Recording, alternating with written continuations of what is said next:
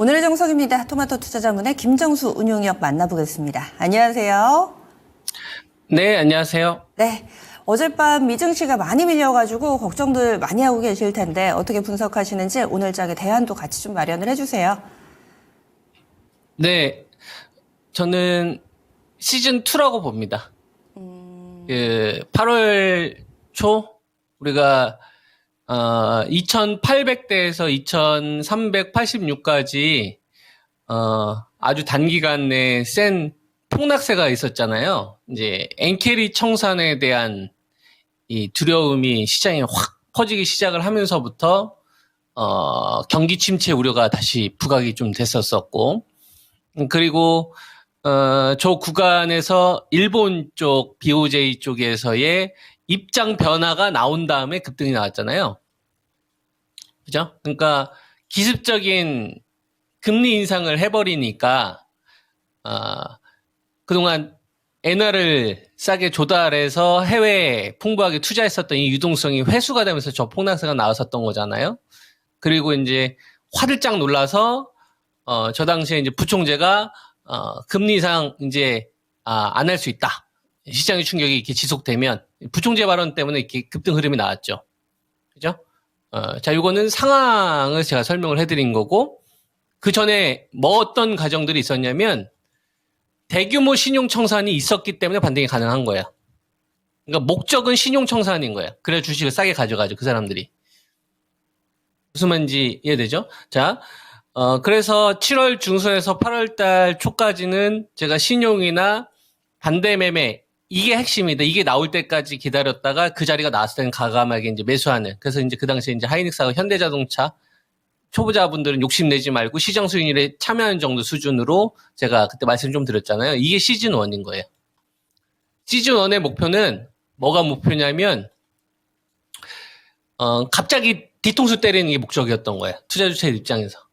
방심해서, 매수 유동성이 증가하지 않은데, 이 기간 동안에 고점에서 좀 무리하게 풀베팅 했던 사람들, 그 사람들의 돈을, 강탈하는 게 목적이었다. 신용청산이나 반대매매, 그래서 이제 이거를 제가 말씀을 좀 드리는 거고.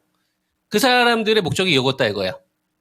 예, 이렇게 좀 생각을 하시면 되고요. 투자 주체들의 목적은, 신용청산과 반대매매가 목적이었고, 그리고 여기에 원인을 제공했었던 요인들을 보니까, 엔캐리 청산과, 그 다음에 이제 AI 관련된 주식들에 대한 이제 과잉 유동성. 그것 때문에 이제 시즌 1이 지나간 거고요. 그리고 나서 이제 거래대금이 지수가 반등이 나왔을 때 유동성이 점점 줄어드는 흐름이 나왔고, 돈의 지형이 바뀌었다. 그죠? 그래서 여태까지는 AI 관련된 주식이 시장을 좀 지배하면서 갔으나, 저는 시장의 중심이 이제 바이오로 넘어갔고, 요거는 상당 기간 좀 오래 갈 수 있다는 이야기를 좀 해드렸었잖아요. 그리고 나서 이제 서브, 반도체나, 이제 배터리나 자동차나, 이제 금융지주사, 이들 주식들이 이제 이격을 좀 좁히면서, 이제 매수가 붙느냐 여부에 따라서, 이제 이번 시장이 더 갈 것이냐, 이제 횡보할 것이냐, 다시 이제 빠질 것이냐, 이게 좀 관건이었는데, 어제는 우리나라 해외 시장보다 먼저 좀 조정이 좀 나오기는 했는데요. 해외 시장에서 급락을 일으켰던 주식들을 좀 보면은 엔비디아나 TSMC나 마이크론 테크놀로지, AI 거의 주인공이었던 주식들 위주로 급락세가 나왔어요. 이걸 잠깐 좀 보여드릴게요. 그러면은 전 세계 주도주였던 이제 엔비디아. 그죠? 엔비디아 같은 경우가 지금 최근에 3개월 정도 흐름을 보면은 전고점보다는 계속 좀 무너지는 흐름이 나오지 않습니까? 계속 지금 고점이 3번 잡히다 보니까 지금 쓰리고가 만들어지고 있는 이런 형국이고요. 그러니까 시장이 이제 이끌지는 않잖아요. 그죠? 쓰리고 된 다음에 지금 시장 강하게 이끌지는 않잖아요. 여태까지 세상을 계속 강하게 이끌었던 주식인데. 그죠?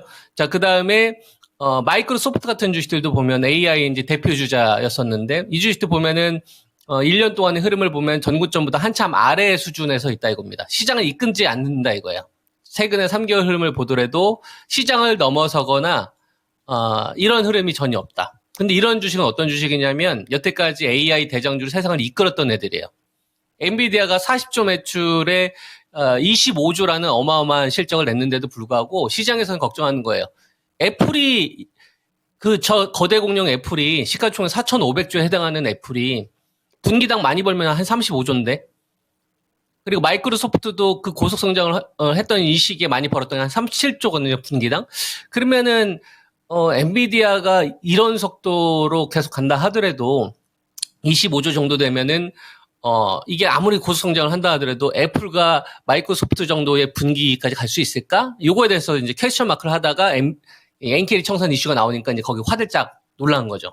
그래서 여기에 이제 AI 관련된 주식들이 이제 추풍나연처럼 이제 무너지는 이런 흐름들이 나오는 거고, 상대적으로 이제 AI 관련돼서 약간 좀 떨어져 있었던 그 프리미엄 받지 않았던 이제 애플 같은 주식들은 상대적으로 이제 견조한 거예요. 덜 빠지죠. 왜냐하면 이쪽으로 과잉 유동성이 안 갔었으니까. AI 쪽으로. 그리고 오히려 이 구간 동안에 시장에서 완전히 소외받았던 이제 테슬라 같은 경우도 보면은 버텨주기 정도의 흐름은 보이죠. 워낙 그 기간 동안 이제 많은 하락이 있었으니까. 최근에 이제 배터리를 보면 이런 흐름이 좀 보이지 않습니까? 덜 빠지려고 노력을 한단 말이에요. 왜냐면은 1년이 넘는 기간 또 소외받다 보니까. 근데 이 기간 동안에 AI가 대장 흐름을 좀 보이고 있는 이런 구간에 에브비는 지금 신고가예요, 여러분. 에브비는 지금 신고가입니다. 우리에게는 이제 휴미라로 익혀져 있죠. 그리고 유한양행, 그 얀센하고 리브리반트하고 렉나자하고 이제 임상 그 FDA에서 이제 최종 허가 나면서 나왔잖아요. 그 자회사를 두고 있는 존슨앤존슨은 지금 전구 좀 돌파하고 있어요. 지금 해외 시장 막 6%, 7% 급락하고 있잖아요. 근데 지금 빅파마들은 지금 신고가 기록하고 있다고요. 예. 그래서 지금 보게 되면은 일라이 딜리 같은 경우도 시가총액이 거의 1200조에 해당하는 기업인데 보세요. 우리가 좀 다르죠. 방금 전에 엔비디아 같은 애들은 고점 이제 3개 정도 하다가 아래에 있거나 마이크로소프트는 위에다가 아래로 좀 빠진다거나 이런 주식은 정구점 부근에 있다 이거. 조정이 얇죠. 최근에 이제 알테오젠이나 유한양행이나 셀토리온이나 삼바나 이런 주식들 보면은 고점에서 잘 버텨요. 그렇다고 뭐 이렇게 쭉쭉 뻗는 건 아니고. 근데 그 밑에 있는 주식들은 가격이 좀 꽤 크게 나오지 않습니까? 제가 지난주 후반부터 좀 바이오 이격이 벌어진 주식들 좀 일부 좀 챙기자, 절반 정도 좀 챙기자 의견 좀 들었는데, 그러고 나서 꽤 급락 많이 나왔어요. 근데 위에서 소수 종목들만 잘 버티고 있을 뿐이지. 근데 그런 종목이 지금 기이한 상황인 거죠. 근데 해외 시장도 이렇게 비슷하다 이겁니다.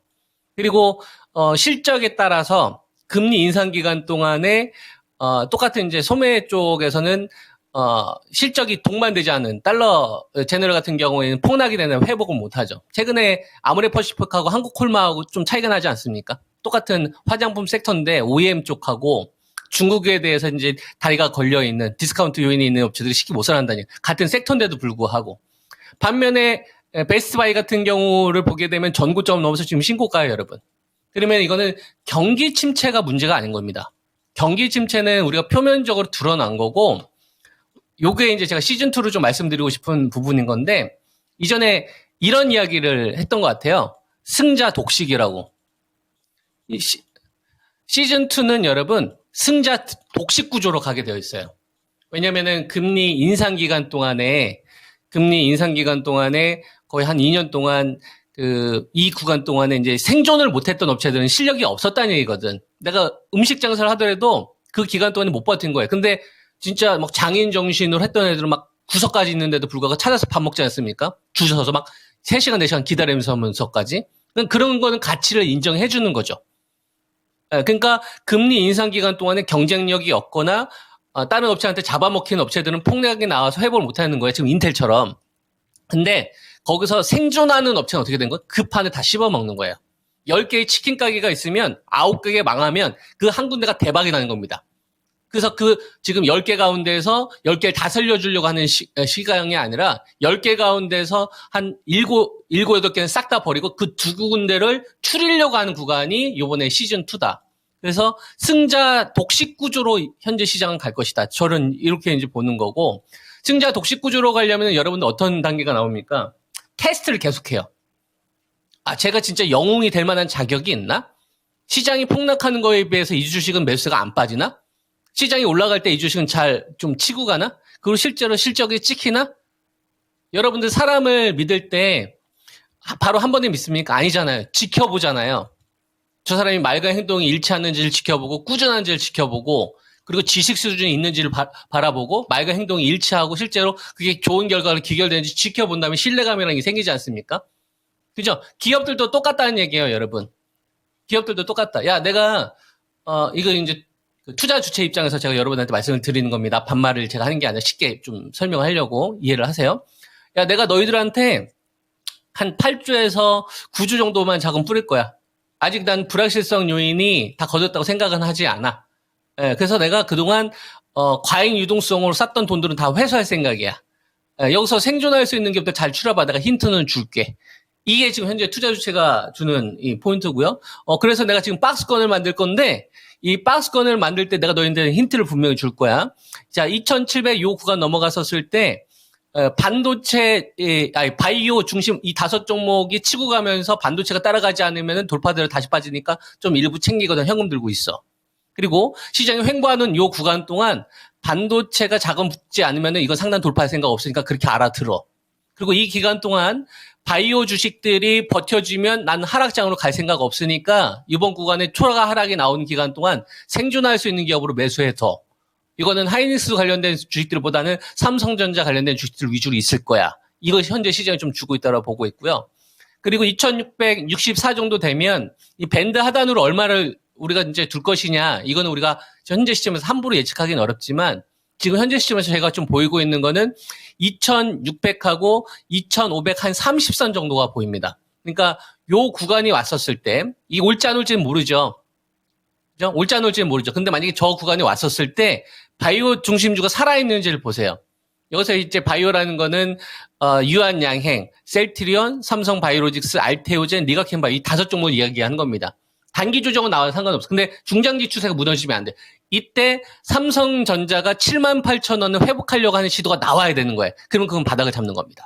그러면 그때 저점을 먼저 지수보다 높인 주식들이 많이 나올 거예요. 그런 걸 먼저 공략을 하셔야 되는데 반도체 쪽에서는 전 디램 위주로 하셨으면 좋겠고 바이오 쪽을 이번 구간에 공략 우선순위를 항상 두셔야 된다. 이번에 좀 차익 실현했다가 다시 들어가는 자금을 어마한 걸로 하지 말고 바이오에 포커스를 두시고 배터리는 이거저거 하지 말고 LG 에너지 솔루션을 공략을 한다. 똑같은 급락 조정이 나오더라도. 이렇게 의견을 좀 드리겠고요. 만약에 가격 조정이 나오지 않고 애매한 자리에 있으면 좀 기다리세요. 더 확실한 신호가 나올 때까지. 여기서 이제 확실한 신호는 뭐냐면 바이오 중심주가 자금을 1조, 2조 이상 연속으로 땡길 때가 있을 거예요. 그 신호가 나오기 전까지. 또는 삼성전자나 하이닉스가 최소한 2조 이상 자금을 끌고 올 때까지.